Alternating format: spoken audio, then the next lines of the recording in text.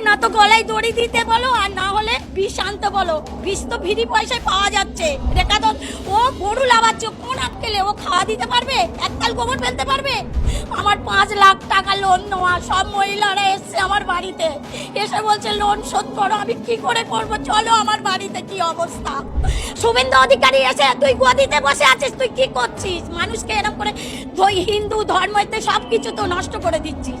আমাদের ঈদটা করতে দিক, আমরা গরুগুলো বিক্রি করি, কিছুটা যেন অন্তত মুক্ত হই। মুসলিম বা তারাও হিন্দু, তারা তো মিশছে একসাথে, আমরা তো একসাথে আছি। তারা কোনোদিন দেননারি করেনি কি কারু আমাদের গলা ধাক্কান দিইনি। ওদের কুরবানিটা ওদের করতে দাও, আমরা বাঁচি। আমার মতন মহিলা, আমি মহিলা সমিতি থেকে 5 লাখ টাকা নিয়েছি, চলো আমার ব্যাংকে সব আমি জমা দিই, সুদ আসল।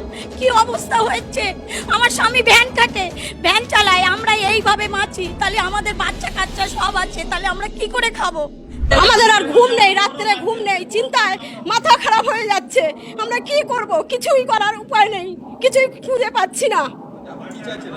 আমাদের ঈদটা করতে দিক, আমরা গরুগুলো বিক্রি করি, কিছুটা যেন অন্তত মুক্ত হই। বিধায়িকা হচ্ছে কি আপনার রেখা পাত্র বিভিন্ন জায়গায় রাস্তায় গরু আটকে দিচ্ছে, ওরাও তো ভয় পাচ্ছে। উনি মহিলা হয়ে একটা মহিলাদের কিভাবে কষ্ট দেয়, কিভাবে এরকম করে।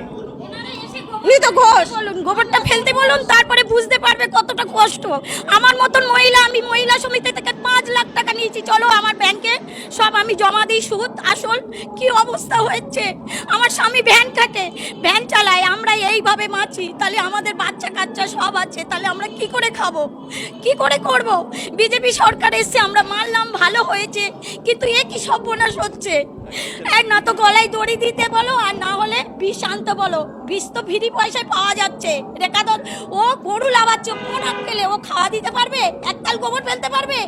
ও 1 লাখ টাকা করে পাবে, আমরা কি পাবো? আমরা কি স্বামীকে খাওয়াবো? আমরা কি স্বামীকে খাওয়াবো?